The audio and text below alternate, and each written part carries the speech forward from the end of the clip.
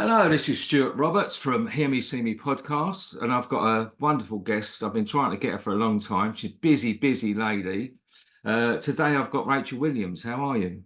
Yeah, good, Stuart. Yeah, this I can't believe we're in May already. I know, it's flown. Right, before I get into anything, I want to just do because I had to make a note because you're a busy lady. I thought I was busy, so I read this. Right, Rachel Williams is the founder of Stand Up to Domestic Abuse. You're the co-creator of the project Titanium. You're the co-creator of the Voice program. You're the ambassador for Locality Solutions, patron of What Can I Do, winner of St. David's Humanitarian Award 2020, and a winner of Crime Fighter of the Year Award 2023. How'd you It, fit it all in? it looks pretty impressive as a signature. It's great, isn't it?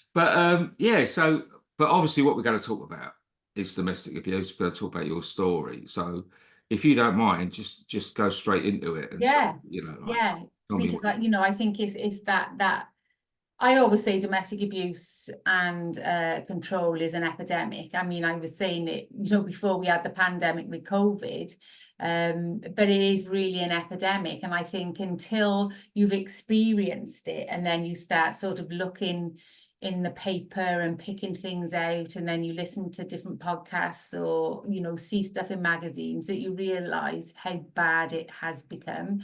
So this is how I sort of got into doing what I do. I always say I come in ass backwards, basically, through lived experience, not because of a passion for it, finding yourself in a club that you didn't ask to be in, and then all of a sudden you're in it. So I was in an abusive relationship for 18 years. So I met my perpetrator as a single mum. I was 21 and I had a son, Josh.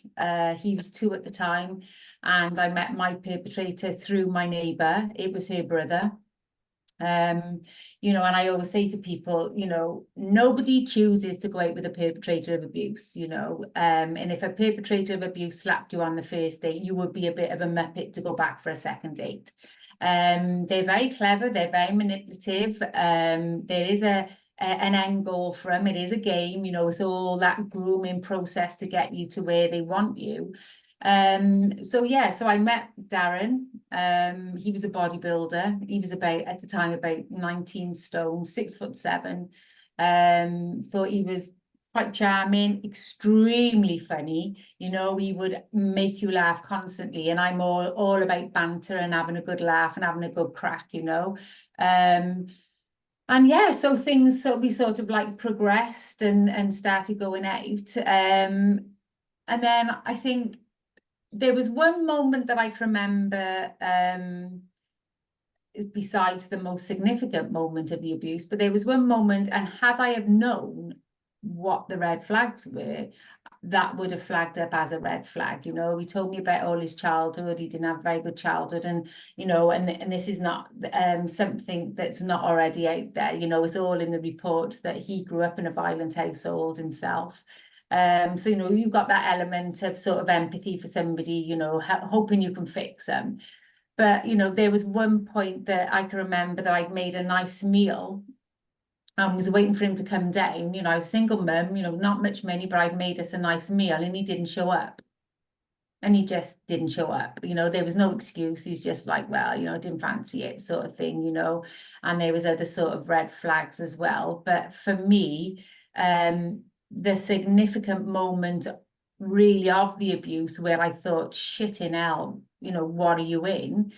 And I was 7 months pregnant with our son, Jack. And I can remember we had an argument, and I can't even recall what he was over, Stuart, if I'm honest with you. But I can remember being up in the bedroom, 7 months pregnant, and shouting back down the stairs to him as he was hollering up the stairs. And the next thing, then I heard him running up the stairs, and he came round the side of the bedroom where I was and basically lifted me up off the floor by my throat. And he released his grip. He told me later, when my lips turned blue. And I can remember then, being in that moment of thinking, what the fucking else just happened, and then him falling on the floor, and crying like a baby and apologizing, which is the pattern of behavior, which I now know. You know, and then as an empathetic person, you know, it's all right, it's going to be all right, you know, as you've saying, it's never going to happen again. But of course it does happen again, because the level of power and control go up then. But that was the first significant moment for me of the abuse, you know. And, you know, being a single mum, as I said, you know, at 21, so I was 23 at the time when I had Jack, and I'm just thinking, you know, sorry, no, was I 23 when I had Jack? Yes, I had Josh at 19, yeah. And I can remember just thinking, I don't want to be a single mum of two toddlers, you know, basically. So, you know, you do everything you can to sort of make it work.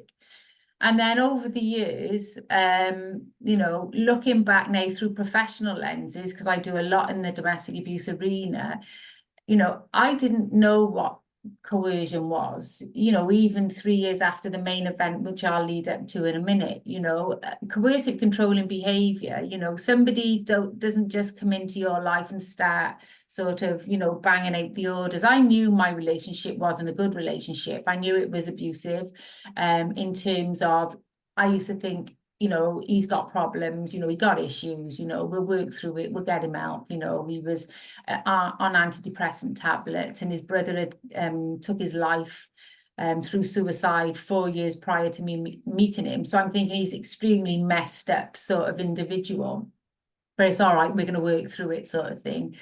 But, you know, like I said, I knew my relationship wasn't a good one. But, you know, if somebody had asked me if I was being abused, I'd have probably said no, because I didn't really know what abuse was.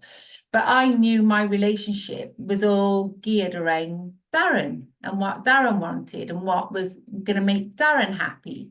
So as I talk about coercion now, and I say to a lot of victims and survivors who do contact me, and they say to me, you know, I don't think I'm being abused because the perpetrators never hit me. And then I will turn around and say that, yes, they've never hit you because you're adhering to the rules and regulations, the terms and conditions of that relationship. And how I explain it is that, you know, you get with a perpetrator unknowingly he's a perpetrator, and then all of a sudden you have these rules and regulations, the terms and conditions slowly seeped into your relationship, and then something might happen and you don't know these terms and conditions are in place until you breach one. And then what happens then? There's a consequence. And that might not be a slap or a punch or a kick or a hair pull. That could be something as, you know, somebody just not speaking to you for the next 24 hours and totally ignoring you. And then you think to yourself, well, I'm not going to do that again because it really upset him. So then you start changing your behavior to suit that perpetrator. And then before you know it, then you just become an extension of their will. You know, you're just doing what you're told, and anything for an easy life, not to upset him. So, you know, as if things progress, you know, I remember getting older and thinking I can't stand, you know, living like this. And when the kids are a bit older, you know, and 18 years I was in this, existing in this environment for, and I think what topped it for me, where I really thought I am gonna have to think about leaving, was we'd gone on holiday with friends of ours who were older than us, and Darren used to work with this one guy, and got on very well with both of them. And they'd seen a couple of outbursts over the years with Darren when we went to Prague one time, and Poland. So they'd seen stuff.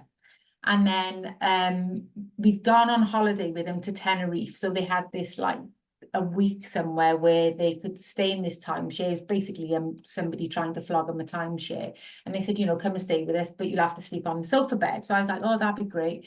So again, there was an argument that happened, and it was normally Darren would cause the arguments. And I can remember saying to my friend Anne, I said, I'm going to go down on the beach. I said, because he's really kicking off. So off I went on the beach, and he's effing and jeffing, you know, the spit at the froth at the sides of the mouth.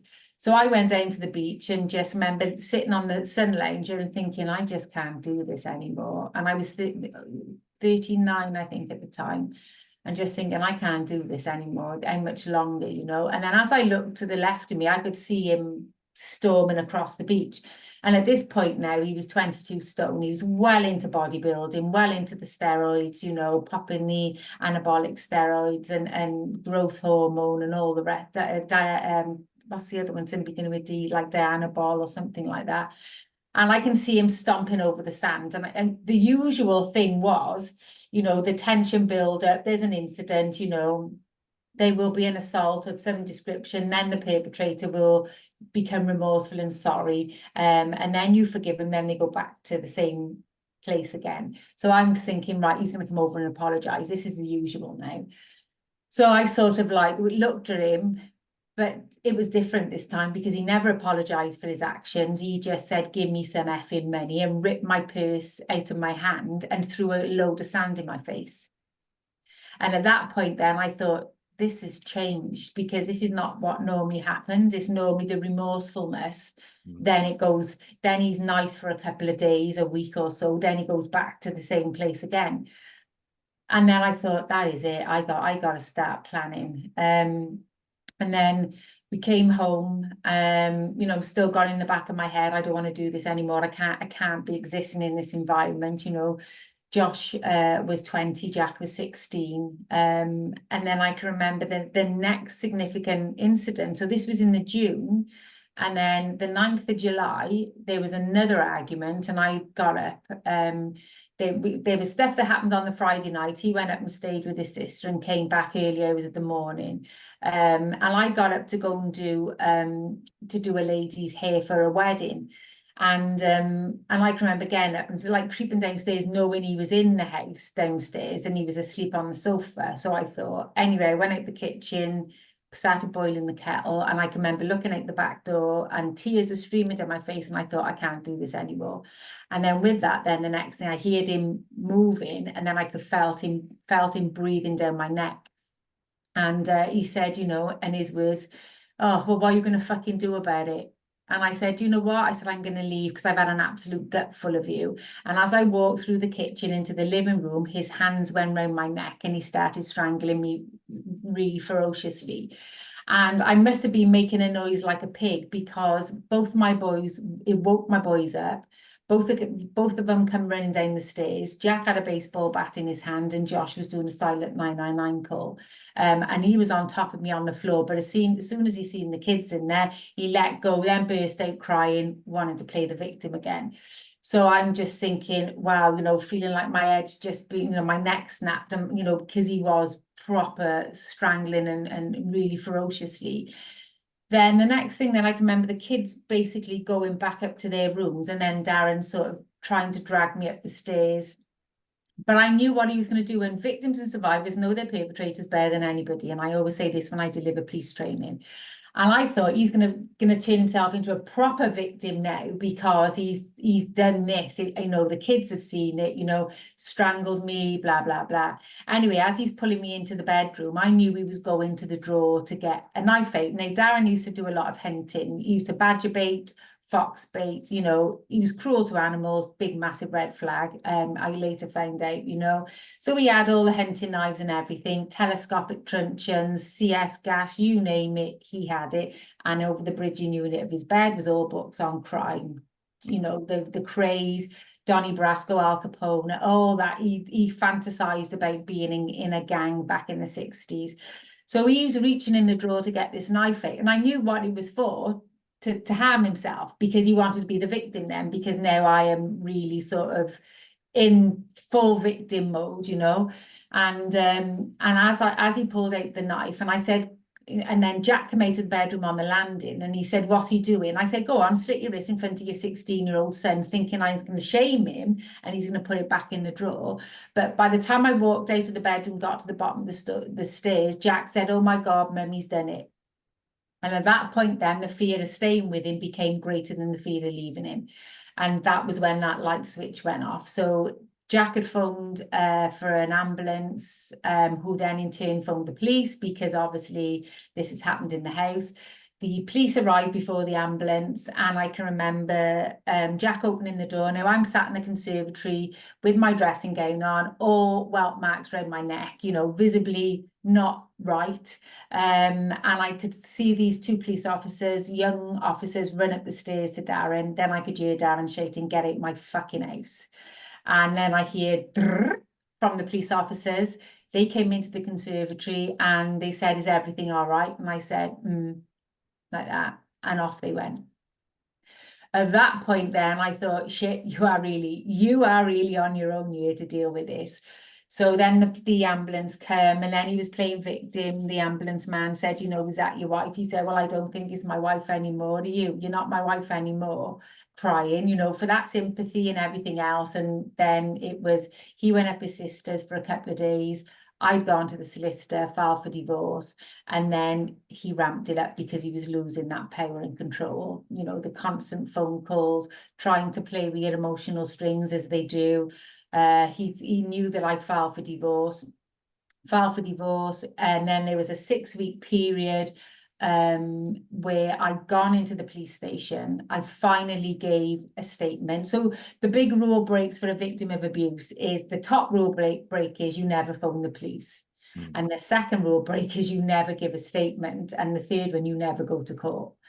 I was doing the second one, giving a statement, which was 18 pages long historical statement. Darren broke into the house when I got married. He bleached all my clothes. It was failed to be picked up on stalking. I'd be phoning the police, and I'd be saying he sat outside my place of work again, outside the hair salon, because he had a very distinctive Land Rover, sat outside just staring in. And I'm phoning the police, and they're like, well, is he doing anything? I said, well, no, he's just been there for an hour.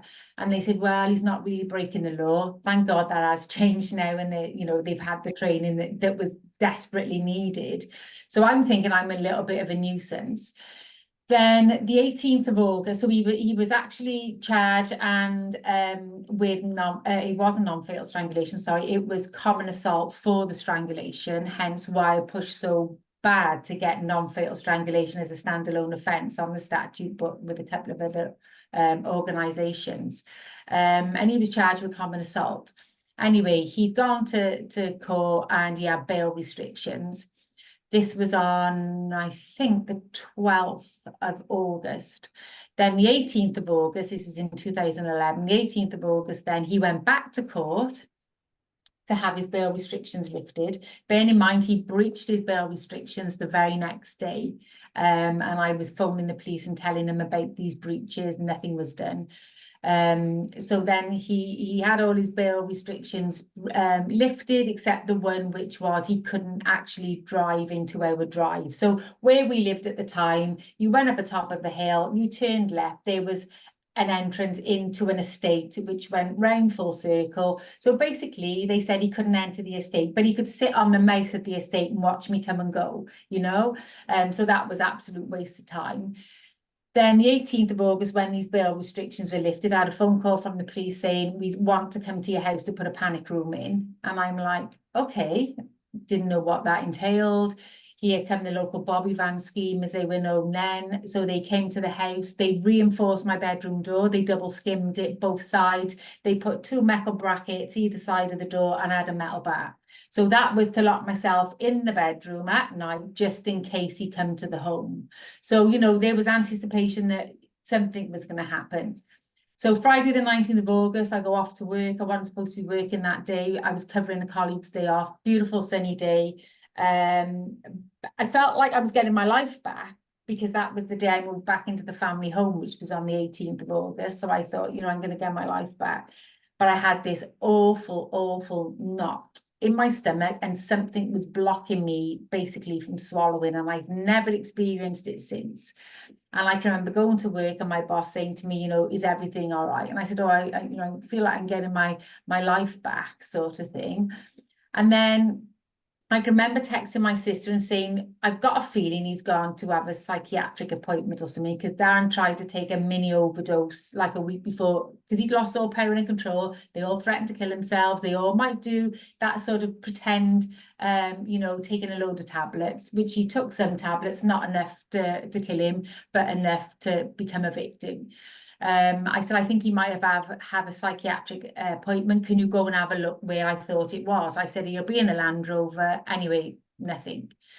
Then I just finished doing a lady blow dry, and I was at the counter giving her a change back, and all of a sudden the shop went quite dark. Something was blocking the sunlight coming into the shop. And as I looked to the door, Darren's in the doorway now. As he's pushing the door open, he's reaching into a bag that he got with him, and then I can see him pulling out this sawn-off shotgun. I don't know why. my initial thing was running. I ran towards him. You know, we know it's the fight, flight, fear, flop, and friend. Mine was the fight. I don't know whether I subconsciously thought if he came to the shop, what would I do? Because there was no way out, really. He would have just killed me, shot me in the back as I was trying to get out the back. So I ran towards him and started fighting as best I could with him, bearing in mind, you know, a big guy, 6'7" and 22 stone with a 60-inch chest, you know, used to put men in hospital as a doorman, you know, didn't give a shit for anybody. So I'm fighting with him, trying to, you know, get the gun off him. Then I can remember him hitting me with the butt of the gun and me falling on the floor. It was a full shop, busy salon, old ladies under the dryer. There was people sat at the stations having their hair done. I'm on the floor. There was an old lady, Connie, she was on the floor. The reception desk was over, the phone was by me, and I can remember Connie shouting at him, you know, typical war baby, go on, get out of here, she was shouting. Then I can remember tapping the phone, trying to do a 999 call, but feeling extremely weak at that point, because obviously that huge adrenaline rush, as I know now, and then the come down. And then I can remember grabbing the reception desk, trying to pull it over me. And at that point, then he'd kicked that away and he stood about 3 foot away from me, pointed the gun to my chest. And thank God I'd pulled my knees up under my chin in a fetal position before, you know, that quick thinking. And he told me he loved me and pulled the trigger. So my left leg took the first blast from this shotgun, and then the second one skimmed past my head. The next thing I can remember then, there was a gun on the floor, and it was about that long, with silver with ornate engraving on it. I managed to grab the gun.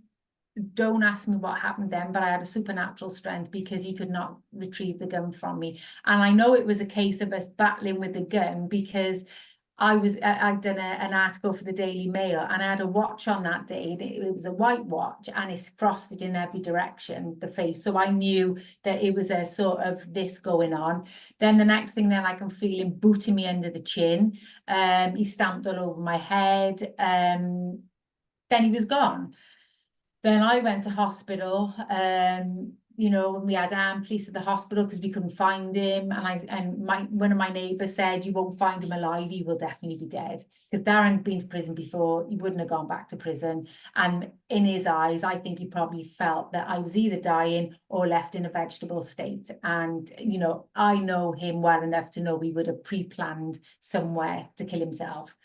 Then about 7, 8 o'clock at night, I think it was, they said that they'd found him. He took his life. He'd hung from a tree, which was a massive blessing, absolute massive blessing. You know, I didn't think about my leg and my injuries. All I thought about was, you are free. So I was in hospital for 6 weeks. I had numerous operations on my leg. They had to send to America for parts for my leg. And I can remember the nurse saying to me, I've never seen so many parts in an operating theatre before. So I feel a bit like the bionic woman, you know. So they saved my leg. And so I came out of hospital then on Friday, the 23rd of September. Bearing in mind, contact with Jack was minimal. He'd gone to stay with Darren's family because obviously he wanted sympathy for his dad's death, even though he knew what he'd done was wrong. You know, very confused, 16-year-old boy. And the text messages to me were, I'm praying for your leg. Then all of a sudden they became, it's all your fault, Dad's dead. So I knew that the place he wasn't in was good. I phoned up social services from my hospital bed and said, you need to remove him from this environment. I said, he needs to be put somewhere neutral. I said, any counselling that I'm told he's having is being undone the moment he comes out of there, because he's back in that environment. I came out of hospital on the Friday, the 23rd of September, with no contact with Jack. He changed his mobile number, couldn't get hold of him. And then I was phoned by the police on the Monday to say, do you know where Jack is? And I said, I've had no contact with him. He'd gone missing. So I managed to get in my sister's car, even though I wasn't supposed to weight bear at all on my legs. I had a big external sort of frame on it. And then we looked everywhere for Jack, came back then to have a phone call to say they just found him dead in the woods, and he actually took his own life. A 16-year-old boy took his life because of one man's actions. And that is why I'm so passionate and I do what I do in the domestic abuse arena. Wow. I don't know what to say to you, you know. Sorry, it never fails to amaze me how cruel people can be, you Yeah. know. And I constantly see, and I try and hang on to how wonderful people are, you know. But you know, it beggars belief. Yeah, and I think that is why society now got to take the blinkers off and see Yeah, domestic abuse and violence for what it is. I yeah, mean, you know, if the papers, you know, if the paper started reporting every homicide, because 2 women a week are killed at the hands of an abuser every week, every single week, you know, and stop saying it's a isolated incident, we're not looking for anybody else, just bloody say it's another domestic homicide, another woman is being killed at the hands of male violence, you know. And we know at least 200 women take their own lives to escape an abuser every year, and 10,000 try. But we know that is just the tip of the iceberg, because I went off to kill myself in those 6 weeks, and then something come over me and I just thought, I'm not taking my life because of one asshole. mm, but not everyone's as strong as you.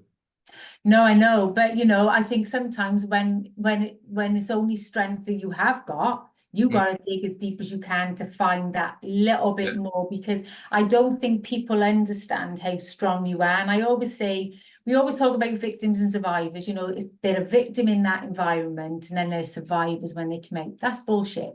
They're survivors in that environment because they're surviving every day. Every day they wake up, they're thinking, how am I going to pacify my perpetrator today? How am I going to keep myself safe today? How am I going to keep the kids safe today? You know, blah, blah, blah. It goes on. We're like soldiers in that environment. And I don't think people, professionals, give credit to victim survivors and the strength they have. And like I say, you know, you have sometimes got to dig that little bit deeper and just think, I'm going to go for it. You know, the light switch has gone off. I'm going to go for it. yeah. And the more people out there like yourself who are saying that and are an example of, I did it. Yeah. It gives hope to someone who thinks maybe I can do it. Maybe I Yeah. can do it. And it is in that, and sometimes hope is all we have. You Yeah. know, we got to have that hope, you know, and people say to me, you know, when will I get into a better place? And it's like, listen, everybody's journey is different. Everybody's road's different, you know. Mm, That first step forward, you know, is going to be different to somebody else's. But those steps forward, just glimpse back and see how far you've come, you mm, know, because I always say, you know, the Lord put the eyes in the front of our head for a reason, to look forward, not back. yeah. Glimpse back, but you know, you might not be where you want to be yet, but thank God you're not where you used to be, and Yeah. you're on that right path. Yeah. And that's one of my favorite sayings, you know, you can look back at the past, but don't stare, Yeah, you know, and yeah, it's that, and if you've got to keep moving forward and, you know, um, it, I mean, how many times have you heard someone say, like, why didn't you just leave him? I mean, that's the one, isn't it? I think it's yeah. one of the most dangerous phrases around. Yeah, yeah. I, you know, I get it from, I've had it from professionals, and I've done training. And when young copper said, yeah, but why didn't you just leave? I said, if you're asking me that after listening for 2.5 hours on a training session, you're in the wrong job. You know, and what we Good, should be, yeah, and good, I do, yeah. And good. I said, you know, and I do say, you know, at the end of the day, we should be asking, not focusing on the victim survivors. Why didn't you just leave? I left when I could. That's why I always say I left when I could. Let's start asking, why is he abusing? Yeah, Why is that person abusing? You know, not, you know, because what will happen is, yeah, Rachel will leave, but if Darren was still alive, Darren would have gone on to the next victim. You mm, know, and plenty of perpetrators do. Once they know that power and control is lost, you know, and it's like, well, I can't be bothered with them, can't be asked with them no more. I look for the next one. We yeah. got to be dealing with the perpetrator and stop putting the onus constantly on the victim survivor. Has it got better? I think it has, and I gotta really say that it has. And I do a lot of training with CPS, with police, you know, with students, with mental health teams, with NHS, you know, teachers, heads of, you know, and I think once they understand, you know, I think they can do a better job, and they've got the tools in their box and they understand it better. But I think while we're expecting professionals who may not have been touched by domestic abuse directly or indirectly, or have that passion for it, you know, they don't care. It's never touched them. It's like with cancer, innit? You know, unless, you know, somebody is affected, it's like, oh, well, that's just cancer. You know, domestic abuse is a cancer. Yeah. And I think, you know, it has got better. Laws have certainly changed. You know, people are being held accountable for their dubious, dangerous decisions, you know, within police forces, you know, and then all of a sudden when it came out about perpetrators in the police force, it's like, what, you've finally just, you know, sort of started looking through that looking glass. They're everywhere. They are everywhere. You know, it's not just confined to, you know, Onslow down the road who's drinking 12 cans of beer every night, you know, and going to play darts on a Sunday. This is professional people, you know, judges, magistrates, police officers, doctors, you know. This is anybody in society. And you said about mental health, and you know, like, unfortunately, things have improved, but in the mental health field, they haven't.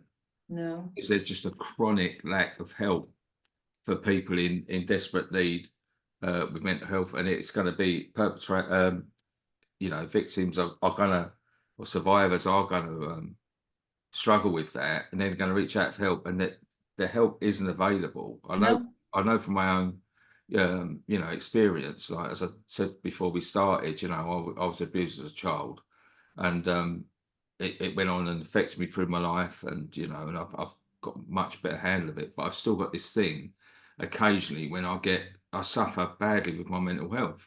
And you go to the doctor, and they do their best, and then you get put onto talking therapies, and then you phone them, and they say, right, we'll put you on touch, and then you have a talk with someone. And then with my case, I had a really bad time last year, and they said to me, yeah, you really do need PTSD therapy. I went, oh, fair enough. When will I? How will I get that? And then they said, well, we'll contact you. You know, and I got a letter not long after. I thought, oh, at least something might be done, you know, because I've got to live with this, you know. And it was like, got that, it should be up to around about 52 weeks. So I thought, you know, and it's a year's time. And then I had a bad time just Christmas time, you know, and contact gets like, I'm really struggling at the moment. Is there any, you know, when is there a sign of this? My wife was with me in the living room, and I spent all day phoning from one to the other, to the other, to the other. And that's exhausting. She was getting frustrated, you know, she couldn't believe. And I thought, yeah, you can see now what I'm up against. Because sometimes she sort of, I understand it, sort of says, oh, you don't bother. But you bother, and then you try and you try and you don't get anywhere. And then the lady finally said to me, yeah, you are on it. I said, so it looks like it should be about July this year, 24. She said, oh, I'm afraid not. She said, that's a guideline. She said, I'm still dealing with people from 2022 Wow. and 2021 even. And so you're thinking, this is why it's coming to a point where you've got someone with, say, your story, who's waiting for that help, who will attempt suicide. Yeah. Unfortunately. And people do, like I said, you know, we know that through mental health issues, you know, and I think for me, and it was funny because when I do deliver training, you know, and I always love a Q&A at the end, because I think that is where a lot of the learning comes from as well. And I say, ask me anything, you know, I don't give a shit, just ask me anything, you know. And I'm very open and honest with them. And they, you know, the question that comes up, you know, is how's your oldest son? And I say, and then they say, you know, did you have counselling? And I said, no, I never. And then it sort of like goes deadpan quiet. And I said, listen, I said, I didn't want to speak to anybody other than somebody who'd been through what I've been through. I said, because they don't understand.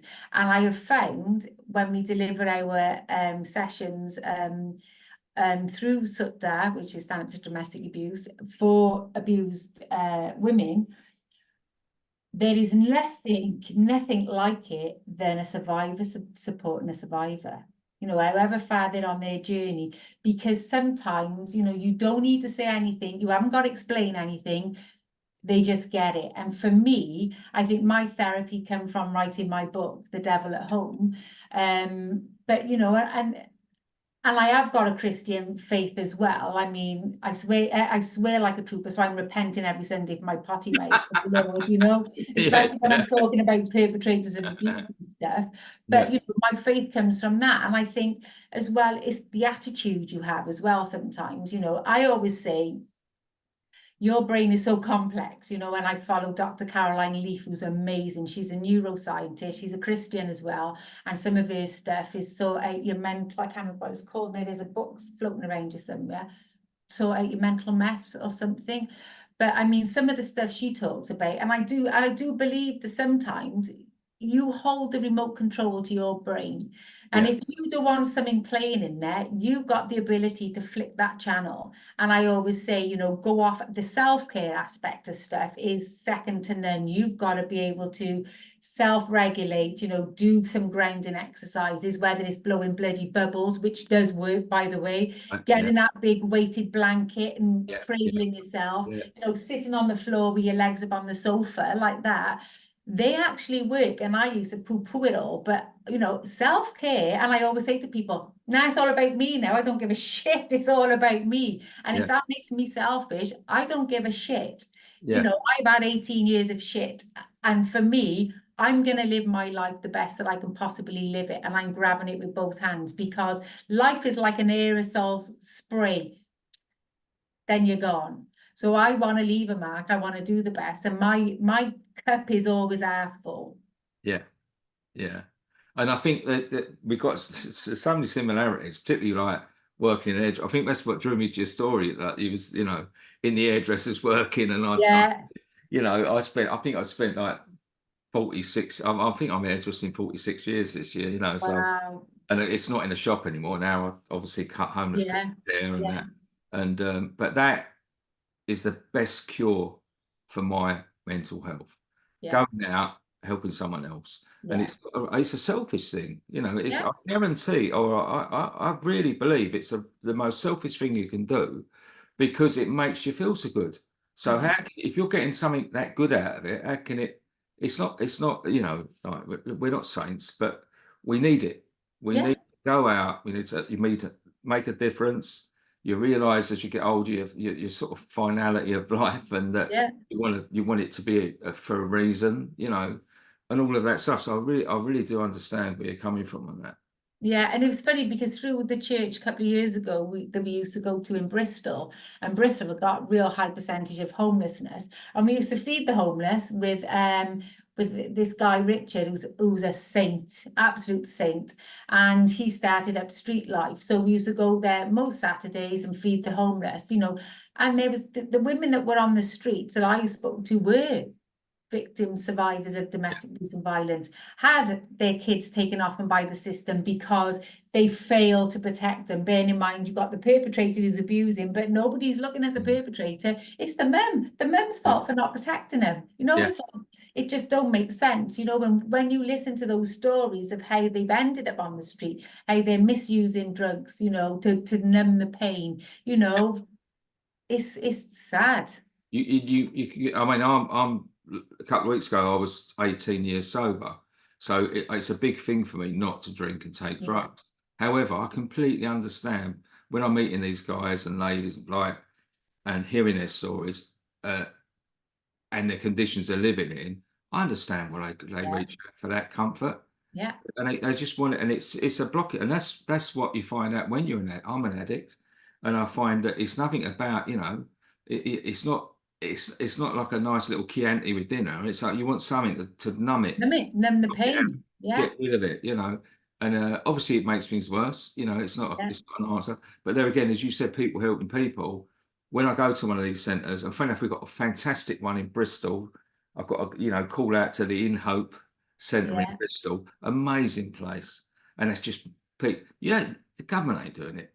They say they're doing it, they put some money to it, and yeah, I go around to the whole of the UK, and I go to all these different places, and the real work is done by people helping people, yeah, and I can walk in a place and instantly I click with someone. yeah, I just, sit with them or stand with them, and, and immediately they click on one of them, you yeah. know, And that's that, and that's how you can do that as well. I'm sure is that Yeah, there's no judgment, you know, and I get a lot of emails as well from maybe mums whose daughters are in it, and I said, let me just tell you now, do not judge. Do not judge. You keep that door open, you know, and just say to them, you know, I know what you're going through, and if you can't see it yet, but I can see it, and I'm here, the door's always open, you know. And sometimes you have got to be a bit strict, because I've had a friend whose daughter was in it, you know, and she said, I cannot deal with this anymore because you're not prepared to make that move to leave. And she had to do that, you know, say that I can't do it, so you cannot come back to the house. It was upsetting the brother as well, and in the end she did come back, you know. It took a while, but she did. And I said, you know, always keep that channel of communication, because one day that light switch will go off in that victim survivor's head, and boom. Yeah. You've worn me out. We've only been on here 30-40 minutes, haven't we? But honestly, I just it's condensed, eh? It's powerful stuff, you see. So it's, you know, you especially if you've had any effects with it, you know. I've been affected by it. As you say, like, until someone you love gets cancer, you don't really take a lot of notice. No. And you don't, and as well, by talking about it, and I can remember doing like a lunch and learn session years ago for Public Health Wales, and at the end of it, then there was two ladies come up and started speaking to me, and I said, oh, did you want to see me separately? And they're like, no, we share a table, you know, we're colleagues, blah blah blah. And the one said, oh, should I just want to say that I'm a survivor of abuse? And the other one was like gobsmacked. And then the other one said, well, I'm actually going through it. But they never actually talked about it, which again is keeping it in the dark. We need to shine the light on it, because, you know, it needs to be brought out in the open, you know. And off they went then to support each other. And like I said, there's nothing better than a survivor supporting, you know, a victim survivor. And it's got to be done, and it's got to be talked about. And that shame will always be at the feet of the perpetrator, not the victim. So I think the more we discuss it, the better it will be all round. I had a wonderful podcast with a couple of ladies who one's in Ireland, one's in America, and they set up Sheerhaven, which is training for hairdressers to spot the signs. And they've made it mandatory now in America. In the state she's in, and she got this. Look them up; it's brilliant. And she managed to get this passed as legislation that it has to be part of the curriculum of hairdressing training. You know, and rightly so, because sometimes I done a session the other week around that very topic for hairdressers and beauticians, because, you know, when you find out where, you know, when a victim is really being isolated, you know, normally the only place they can go to if they're lucky is the hairdresser and the dentist, along with the school and like shopping, you know, and if they've got a job, if they're allowed to work, you know. So, you know, it is vital that hairdressers know what to spot the signs, and to have leaflets in shop as well, you know. I remember years ago, I'm going back a long time, I was a young man then, and I'd done a lady's hair. I always remember her because it was like the car pulled up. I think it was probably like a Ford or something, and he, you know, one of these geezers, he's got all the gear all over his car. He spent fortunes on his car, right? And she's sort of trying to hurry to pay, and he got out of the car and he walked in, and she's trying to quickly, and then I realised what she was doing. She's trying to show how much she spent, and he literally stood there, and he was saying, "Oh, the effing hell's this? How much you spending?" You know. I went, "Hang on, mate," like, you know. And he's, "Oh, I'll wait for you in the car," you know, and he stormed off, like. And I was, I weren't pretty like aware. But I sort of remember it. I thought, you've probably spent more on your car in a week than this woman on her hair in 2 months, you know. And that's, you know, and that's the things we can spot, you know, and you know, all that thing, oh, my husband don't like my hair short, and all that, you know. And it's like, well, how do you want it? On the sniper thing, because they say, well, don't worry about him. How do you want it? What do you want? You know. But then, you know, there'll be a consequence if they have it how they want it, you know, when they get back home. And it's funny, because if you Google Rachel Williams' employer's letter, my old boss, she wrote a letter to show the extent of Darren's control in the workplace. And I actually forgot that he used to do this. So first of all, even though I was a hairdresser, I was not allowed to cut a man's hair.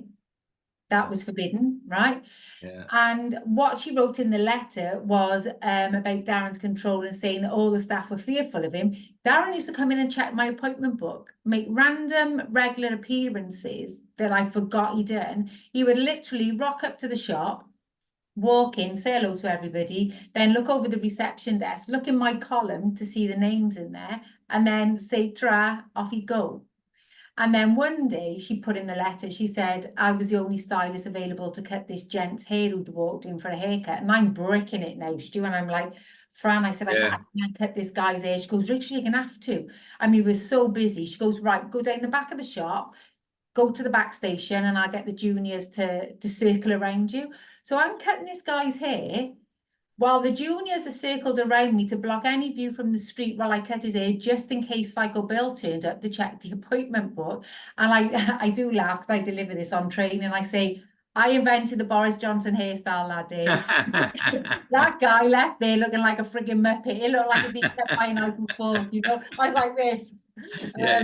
You know, but to think as an adult, you know, going to work to earn my crest, and I had even rules and regulations around that. And I wasn't allowed to dye my hair at all. Only one time we broke the tinting rule, and she put this in the letter as well, because it was picked up by the Metro. And she said, I had a few foils put in my fringe. I got home and was called all the sluts under the sun, and you look like all the other sluts and slags uptown. Sort you out tomorrow. And I had to tell her to put brown tint back over it.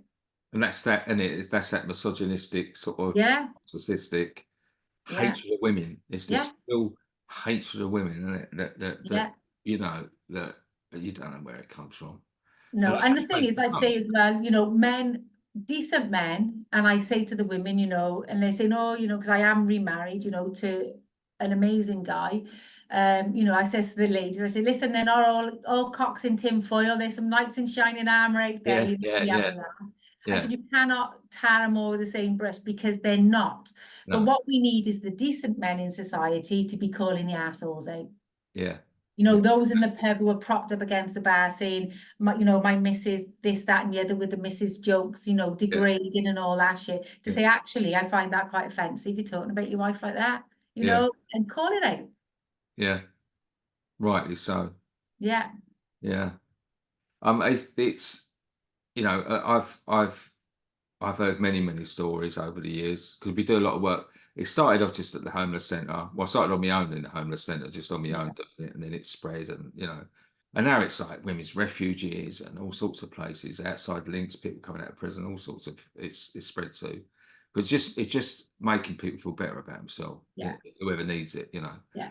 But in coming across women and their stories, and there's always the ones you take home, and I've said it many times. This lovely lady up, I won't say where it was actually, but she had escaped, and you know, and she was so nervous, this woman, and my sister spotted her, and she come and said, like, you know, can I get an haircut? And I spotted it, so I said to Belinda, I'll do this one. And she had really long, straggly hair. And I sort of suggested, if she really wants a change, I don't know, just a nice little bob, you know, can't go, Bob's your uncle. And she gradually opened up, and it was the first haircut she'd had in 7 years or 8 years, because he had complete control of money.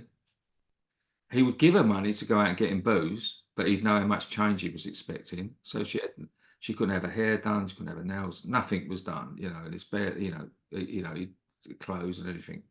And it was this one day when he finally had a skinful, and he covered her in petrol. And he sat in a chair just with a lighter, and he was just flicking this lighter on and off. She had to stand there, you know. And when he finally passed out or went asleep or whatever, she knew she was going to die. So she literally got whatever cash she could find in the house, went to the station, got on a train, went to another city, and that's where we found her. Yeah. And it was a lovely place we was at there. And they was just about to get her into a refuge, and she hadn't been there. I think she'd only been there that day. And and that one's always stuck with me. I've got 1,000 of those stories, unfortunately. Yeah. But I don't know why that was the one, and just seeing that Frau, but that's the difference. Like, we just for that day, and she became herself again. Yeah. Now, haircut, she became a woman again, Yeah. rather than this object, you know. Yeah. And It is amazing what a haircut can do. oh yeah, we do, yeah, we get it all the time. And sometimes I mean, a lot of time in the when we go to these places, you have to join us one day if you've got Yeah. it says it, Yeah. join us. Where are you based? I'm in Wales, South Wales, just over the bridge. Yeah, listen, I'm desperate to get Wales going again. There's a wonderful place called the Huggard Centre in Cardiff. Oh, the Huggard Centre. Yeah, I used to collect stuff for them. Yeah. Oh mate, I got one going there, but sometimes they don't get kept up, and it's all about getting the right team leader who's going to keep it going. The passion. Yeah. But if we get it going again, I will be on top. I'll come down and lend my skills. Yeah, because it is a wonderful thing, and we have a couple of hour session once a month at a place, and then everyone loves it, and the people love having it done. And it's that thing I love that thing there about the voice program, which I don't know what it is, but it's giving people a voice, and it's making people seen who feel invisible, and and that's my drug of choice these days. Yeah, it is so rewarding, isn't it? And you don't do it for accolation, you do it because you want to do it, and it makes you feel better for doing it, to give something back. Yeah, and it is highly seen, and you are seen a lot, and but it's when you're just doing it, there's no one there, and you're just doing it. This is why you're doing it anyway. Otherwise, you would only do it when the cameras are about. Exactly. Yeah. And you get days. I mean, there's days sessions don't always go so well, and you think, "What bloody hell am I doing here?" On a nice warm day, but then someone comes through, and you just get someone. And you don't know what that conversation will do for that person when they leave. No. What seeds you planted. Yeah. Oh, I'm so grateful for you to come in on, and it's so important for me to get your story out there. I know it's out there completely, but even if we get it to a few people who have not heard it, it's really important. And what we'll do when it goes on, we'll put all the tag me in stuff so I can share it as well. Yeah, we'll put all links and everything in. Yeah, and we'll do that. Well, I think I need a coffee after that. Yeah, I need food. Well, thank you so much. I'll just sorry. Right, sorry, I'm not great at this. So I've got to press. You've got to laugh, mind. I do all this training, and they go, "Well, you set up." I goes, "No, you're gonna have to set it. Here's my computer. You crack on. Give me a click so I know what I'm doing." Yes, I'll get my kids to sort that out. Anyway, it's lovely to have you. And you, Stuart. When it goes out, let me know, and I'll share it as well. But stay in touch. Yeah, thank you very much. Cheers. Have a good day, Stuart. And you.